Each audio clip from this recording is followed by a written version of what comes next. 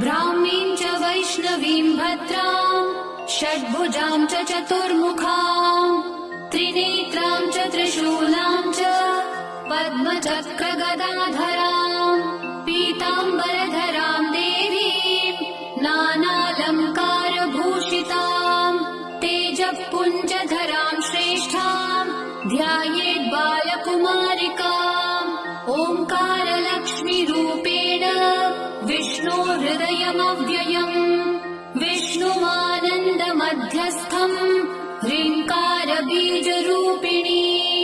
ॐ क्लीं अमृतानन्दभद्रे सत्य आनन्ददायिनी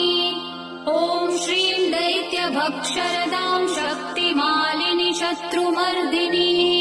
तेजःप्रकाशिनी देवी वरदा शुभकारिणी ब्राह्मी च वैष्णवी